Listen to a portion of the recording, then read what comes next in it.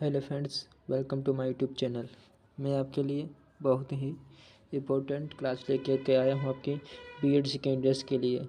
जो भी साथी चौधरी चरण सिंह यूनिवर्सिटी से बीएड सेकेंड ईयर्स में हैं उनके लिए बहुत ही इंपॉर्टेंट क्वेश्चन है आपका। ये शैक्षिक मूल्यांकन को लेकर बहुत ही पूछा जाता है आपका शैक्षिक मूल्यांकन वाला प्रश्न। तो आइए शुरू करते हैं क्लास। मैंने सिलेबस पहले ही अपने यूट्यूब चैनल पर अपलोड कर दिया है, वहाँ से आप सभी क्लासेस सिलेबस की देख सकते हैं।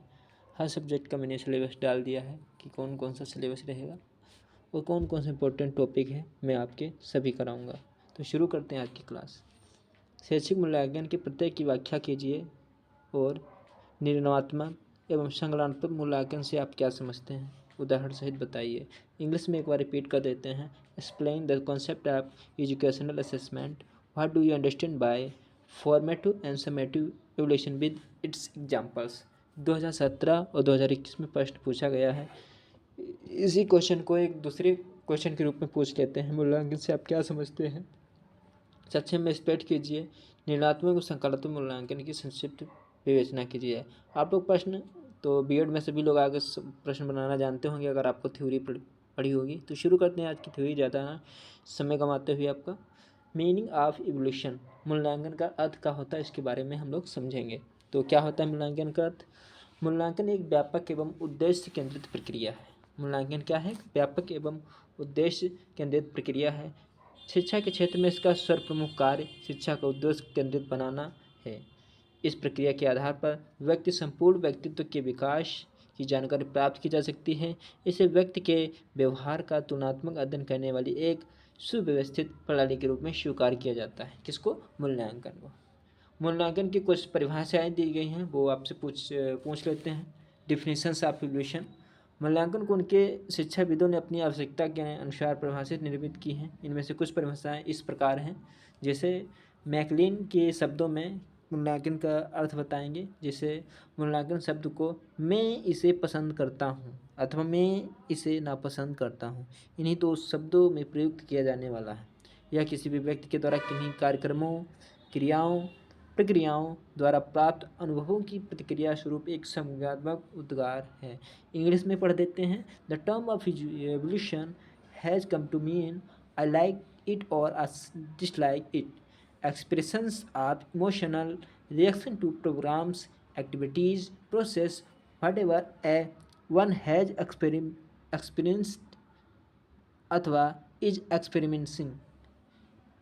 आगे है आपकी दूसरी परिभाषा है गुडविल एवं क्लॉजमेयर ने कहा है शिक्षा में मूल्यांकन वह प्रक्रिया है जिसके द्वारा यह निर्णय किया जाता है कि किसी वस्तु की मापित सीमा और प्रमाण किसी मापदंड के आधार पर स्वीकार अथवा वांछनीय है अथवा नहीं। तीसरे आपके वेस्ले ने क्या कहा है मूल्यांकन के बारे में? मूल्यांकन एक समावेशित क्या है? धारणा है जो इच्छित परिणामों की गुण, महत्व और प्रभावशाली का निर्णय करने के लिए समस्त प्रकार के प्रयासों एवं साधनों की ओर संकेत करता है। यह वस्तुगत, प्रमाण तथा आत्मगत निरीक्षण का मिश्रण है। वह संपूर्ण एवं अंतिम अनुमान है। यह नीतियों के रूप में परिवर्तनों एवं भावी कार्यक्रमों के लिए महत्वपूर्ण एवं आवश्यक पथ प्रदर्शक है। आगे देखते हैं। एक यहाँ पे कोठारी कमीशन आया था, इसने मूल्यांकन के बारे में क्या कहा है? कोठारी कमीशन ने मूल्यांकन नवीन संकल्पना प्रदत्त करते हुए लिखा है, अब यह मानना है जाने लगा है कि मूल्यांकन एक अनवरत प्रक्रिया है। यह पूर्ण शिक्षा प्रणाली का एक अभिन्न अंग है और यह शिक्षण लक्ष्यों के से घनिष्ठ रूप से संबंधित है। क्वेलन तथा हन्ना के अनुसार उन्होंने क्या कहा इसके बारे में देखते हैं। विद्यालय द्वारा हुए बालक के व्यवहार परिवर्तन के विषय में साक्ष्यों के संकलन तथा उनकी व्याख्या करने की प्रक्रिया की मूल्यांकन है। क्या प्रक्रिया ही? मूल्यांकन है। ये सब मूल्यांकन के बारे में बताया गया है। आगे आपके एनसीईआरटी के द्वारा क्या कहा गया है? राष्ट्रीय शैक्षिक अनुसंधान व प्रशिक्षण परिषद, जिसे एनसीईआरटी के नाम से जानते हैं, द्वारा प्रतिपादित परिभाषित के अनुसार मूल्यांकन एक प्रक्रिया है जिसके द्वारा यह ज्ञात किया जाता है कि लक्ष्य किस सीमा तक प्राप्त हुए हैं और कक्षा में दिए गए अधिगम अनुभव कहाँ तक तथा प्रभावशाली सिद्ध हुए हैं और कहाँ तक शिक्षा के लिए लक्ष्य पूर्ण किए गए हैं। ये सब बातें बताई हैं। रेमस एवं और गेज जी ने क्या कहा है इसके बारे में? मूल्यांकन के अंदर व्यक्ति या समाज अथवा दोनों की दृष्टि से जो उत्तम है अथवा वांछनीय है उनको मानकर चला जाता है। यही आपकी मूल्यांकन की सभी अच्छी अर्थ थे। आगे पढ़ेंगे मूल्यांकन का नवीनतम प्रत्यय। Latest concept of evolution. शैक्षिक मूल्यांकन के इस नवीनतम प्रत्यय के अंतर्गत निम्नलिखित बिंदुओं पर विशेष बल दिया जाता है। पहला बल है आपका किस पे दिया जाता है? इस प्रत्यय के अनुसार प्रक्रिया का केंद्र बिंदु बालक होना चाहिए, ना कि विषय वस्तु। ओके।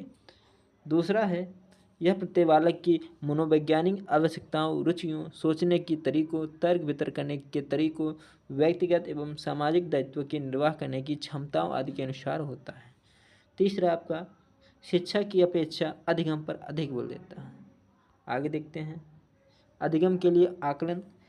एक अन्य रेखीय निरूपण के अनुसार मूल्यांकन का प्रत्यय उद्देश्य यानी कि ऑब्जेक्टिव्स, विषय वस्तु यानी कि कंटेंट, अधिगम क्रियाएं जैसे लर्निंग एक्टिविटीज़ तथा मूल्यांकन प्रविधियां इवोल्यूशन टेक्निक्स के मध्य अंतर संबंध इंटर रिलेशनशिप स्थापित करने का स्पष्ट करते हैं। आइए देखते हैं क्या करते हैं। ऑब्जेक्टिव्स के आते हैं आपका इवोल्यूशन पर, फिर इवोल्यूशन से आते हैं टेक्निक्स का, टेक्निक्स के बाद लर्निंग एक्टिविटीज़ के बाद कॉन्टैक्ट, और कॉन्टैक्ट के बाद फिर आपका ऑब्जेक्टिव्स में जाता है। ये प्रक्रिया आपकी चलती रहती है। क्या चलती रहती है? आगे देखते हैं। इस प्रकार मूल्यांकन एक अत्यंत व्यापक पद है। इसके अंतर्गत उद्देश्य, विषय वस्तु, अधिगम, अनुभव, प्रविधियाँ आदि सम्मिलित हैं। इन चारों के मध्य आपस में अत्यंत घनिष्ठ संबंध हैं। मूल्यांकन के इन चार पहलुओं में से प्रत्येक एक अन्य तीन से जुड़ा होता है। उद्देश्यों को प्राप्त करना अत्यंत महत्वपूर्ण कार्य होता है तथा इनको प्रत्यक्ष रूप से प्राप्त किया जा सकता है, जबकि विषय वस्तु, अधिगम, अनुभव उद्देश्यों से अप्रत्यक्ष रूप से जुड़े रहते हैं। उद्देश्यों यानी कि विषय वस्तु, अधिगम, अनुभव एवं मूल्यांकन प्रविधियों के मध्य अंतर सहबंध स्पष्ट करता है कि मूल्यांकन एक अनवरत प्रक्रिया है। यदि इस क्रम में से किसी एक को निकाल दिया जाए तो मूल्यांकन की संपूर्ण प्रक्रिया निरर्थक हो जाएगी। इसी दृष्टि से अध्यापक को चाहे कि वह अपने छात्रों की प्रगति संबंधी जानकारी शैक्षिक सत्र के प्रारंभ में, मध्य में तथा वर्ष के अंत में मासिक, त्रैमासिक, अर्धमासिक एवं वार्षिक परीक्षाओं के माध्यम से प्राप्त करता रहे।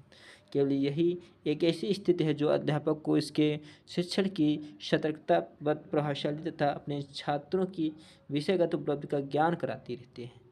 इसके साथ ही यह उसके दैनिक शिक्षण अधिगम प्रक्रिया के नियोजन में भी सहायक सिद्ध होती है। आगे देखते हैं निर्माणात्मक यानी कि संरचनात्मक एवं संकलनात्मक योगात्मक मूल्यांकन, फॉर्मेटिव एंड समेटिव इवोल्यूशन। आगे देखते हैं फॉर्मेटिव एंड समेटिव इवोल्यूशंस क्या होते हैं, इस पर चर्चा करेंगे। मूल्यांकन शिक्षा के क्षेत्र में एक नवीन धारणा है तथा यह सतत चलने वाली प्रक्रिया है। शैक्षिक मूल्यांकन का क्षेत्र अति विस्तृत है।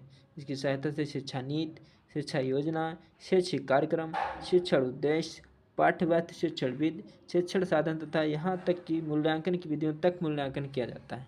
इसके साथ ही शिक्षा से जुड़े विभिन्न व्यक्तियों, प्रशासक, संगठनकर्ता, शिक्षक, अभिभावक की क्रिया तथा छात्रों की मानसिक एवं शैक्षिक उपलब्धियों का मूल्यांकन किया जाता है। किसके? फॉर्मेटिव एंड समेटिव इवोल्यूशंस में। निर्णात्मक या संज्ञानात्मक इवोल्यूशन, फॉर्मेटिव इवोल्यूशंस के बारे में जानेंगे। पहले हमने समेटिव इवोल्यूशंस के बारे में जानना है, अब फॉर्मेटिव इवोल्यूशंस के बारे में जानेंगे कि फॉर्मेटिव इवोल्यूशंस क्या होते हैं। संरचनात्मक मूल्यांकन का उद्देश्य किसी प्रस्तावित शिक्षा नीति, योजना का कार्यक्रम, पाठ्यवत शिक्षण विधि, शिक्षण साधन में मूल्यांकन विधि की कमियों को जानना, उन कमियों को दूर करना और उपयुक्त शिक्षण नीति योजना का कार्यक्रम, पाठ्यवत शिक्षण विधि, शिक्षण साधन अथवा मूल्यांकन विधि की संरचना का करना है।